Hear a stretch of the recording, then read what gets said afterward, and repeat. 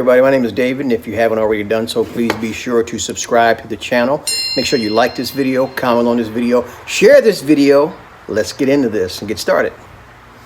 Okay, so like I said, I get questions from time to time, whether it's from friends, family, people making comments in the comment section, and they want to know how certain things work.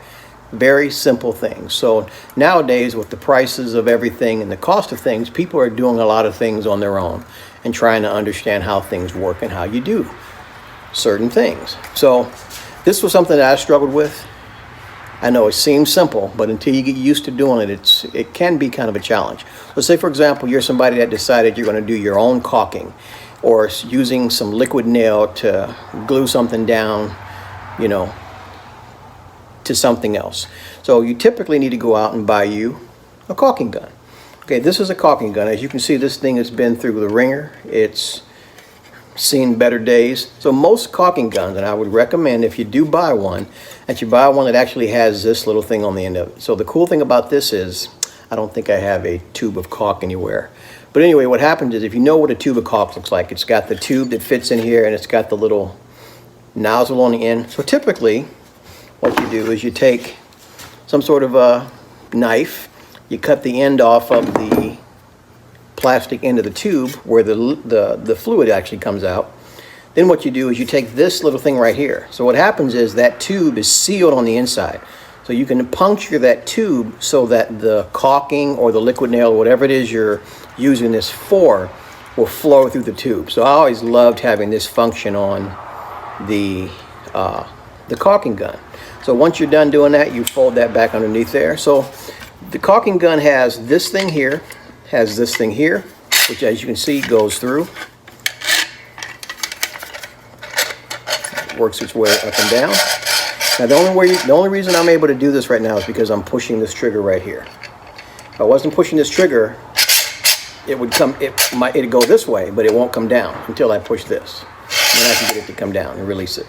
Okay, so again, to release it. So what happens is, when you first put the caulking gun in here, this has to be all the way down, like that. So you can set your caulking tube in, and then the other part of it will sit right in here. The most important thing you need to do, the first thing you need to do, is to take your trigger and start cranking it down. Now, if you're noticing how this thing moves, so what happens is, this connects with the bottom of the tube of caulk and starts applying pressure to the underneath side of it so that it can push the fluid out of this end.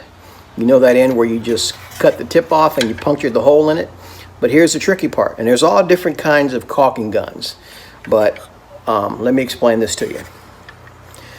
So say, for example, you just started doing what I told you to do, taking the caulking gun and doing this here.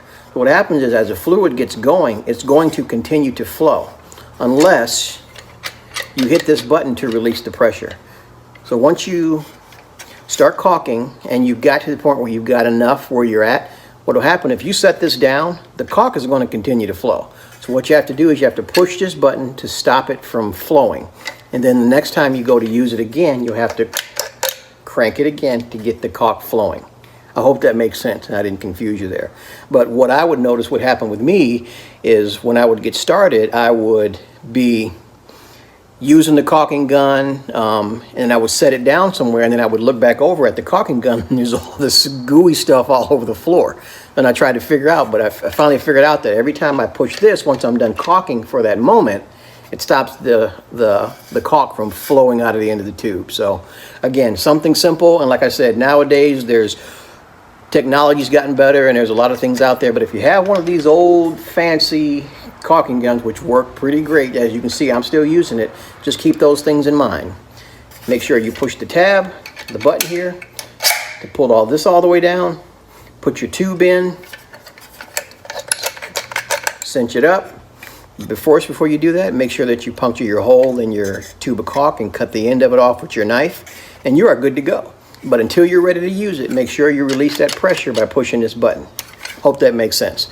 So if there's any comments or any question that you might have regarding what I just discussed, please drop them in the comment section, or any videos that you'd like to see, or something that you're not sure how it works. I don't know everything, but I got a little bit of knowledge in a lot of different areas. So hit me up in the comment section. And until the next time, I'll see ya.